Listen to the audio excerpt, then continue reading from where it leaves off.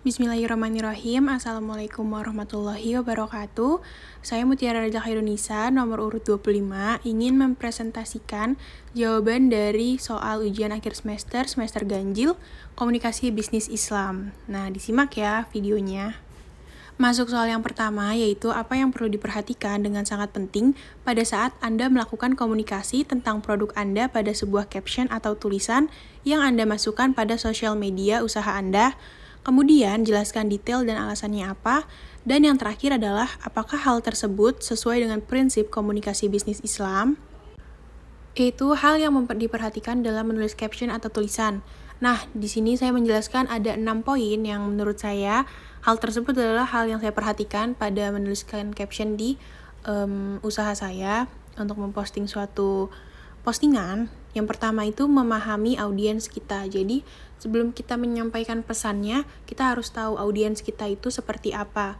Misalnya, apakah audiens kita merupakan orang tua, ataupun anak remaja, ataupun anak-anak, kita harus memahami sehingga pesan yang akan disampaikan nantinya akan lebih mudah diterima. Nah, untuk poin yang kedua ialah cukup menjelaskan tentang produk dan harga apabila postingan berkaitan dengan produk.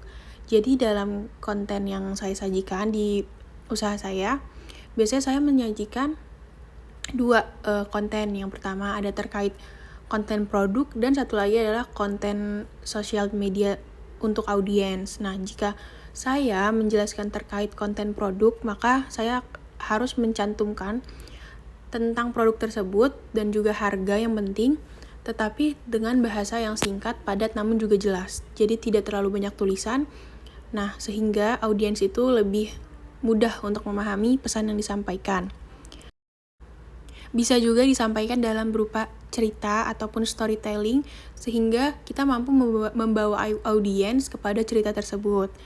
Nah, lanjut ke poin yang ketiga, jangan selalu memposting produk. Jadi, utamakan untuk soft selling. Kalau misalnya kita terlalu menjual produk, maka audiens akan cepat untuk bosan melihat konten-konten yang kita sajikan ataupun caption yang kita sajikan. Jadi, sesekali boleh untuk memperhatikan, untuk memposting konten-konten terkait tentang tentang hal yang sedang booming atau sedang ramai, misalnya tentang drama Korea ataupun tentang girl band ataupun boy band Korea yang sekarang lagi hype banget.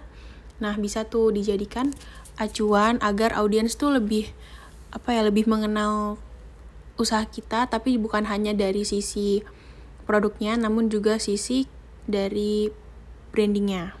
Nah, lanjut pada poin keempat, yaitu kalimat tidak boleh terlalu panjang, tetapi tetap jelas dan ada pesan yang ingin disampaikan. Jadi, jangan sampai kita menuliskan caption, tetapi tidak seperti tujuan yang kita inginkan. Jadi, tulisannya agak melenceng ataupun tidak sesuai dengan konteks yang kita bahas. Nah, hindari hal-hal tersebut. Jadi, langsung saja tulis secara singkat, padat, dan juga jelas, dan sehingga pesan itu dapat tersampaikan sesuai harapan kita. Poin yang kelima, ajak audiens untuk ikut berpartisipasi. Nah, bagaimana? Jadi dengan mengajak audiens untuk memberikan komentar, jadi sehingga postingan kita tuh mendapatkan umpan balik atau feedback dari audiens. Nah, hal ini juga memberikan dampak positif untuk meningkatkan engagement dari akun sosial media kita atau akun sosial media bisnis kita.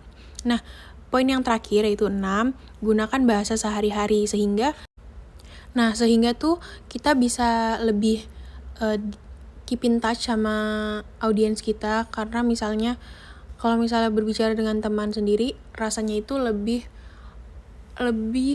mudah tersampaikan pesan yang kita ingin sampaikan gitu. Jadi menggunakan bahasa sehari-hari, tetapi juga tetap bahasa yang sopan dan tidak dengan kata-kata yang kasar, seperti itu. Nah, untuk yang terakhir, menurut saya itu hal-hal tersebut sudah sesuai dengan prinsip komunikasi bisnis Islam, yaitu jelas, kemudian tidak menyulitkan orang lain, serta tidak menggunakan bahasa yang kasar ataupun konteks yang mengandung unsur sara. Move ke pertanyaan yang kedua, yaitu dari seluruh simulasi dan praktik yang Anda sudah lakukan pada topik presentasi, negosiasi, wawancara, dan memahami komunikasi verbal dan non-verbal, tuliskan dan jelaskan temuan Anda tentang seluruh aktivitas komunikasi bisnis di sekitar kita yang tidak sesuai dengan nilai-nilai Islam. Nah, semakin banyak semakin baik. Oke, kita jawab ya.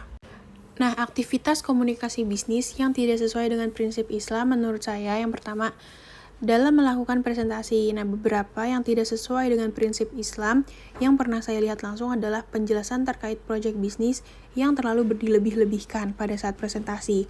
Memang hal ini dimanfaatkan untuk meyakinkan klien ataupun investor untuk yakin terhadap untuk bekerja sama dengan bisnis kita, tetapi harusnya lebih menyampaikan keadaan realistisnya saja tanpa dilebih-lebihkan. Karena nantinya hanya memberikan ekspektasi yang terlalu tinggi kepada klien, sehingga apabila realitasnya berbeda, maka akan membuat seseorang menjadi kecewa, ataupun klien kita sendiri maupun investor kita. Nah, yang kedua adalah dalam melakukan komunikasi verbal. Saya pernah menemukan iklan cairan pembersih noda ataupun kerak di toilet, saat itu di televisi. Nah, dengan sekali usap, maka noda atau kerak akan hilang seketika. Nah, padahal realitanya cairan tersebut tidak bekerja secara instan, atau bahkan hanya hitungan menit saja, tetapi dibutuhkan waktu yang lama agar toilet kembali bersih dan mengkilap seperti gambar yang disajikan pada kemasan ataupun pada iklan tersebut. Nah, hal ini tuh sama saja membohongi konsumen atas pesan yang disampaikan oleh pemilik produk tersebut. Jadi, itu tidak sesuai dengan prinsip Islam di mana harus jujur. Sekian jawaban yang saya dapat sampaikan. Terima kasih. Wassalamualaikum warahmatullahi wabarakatuh.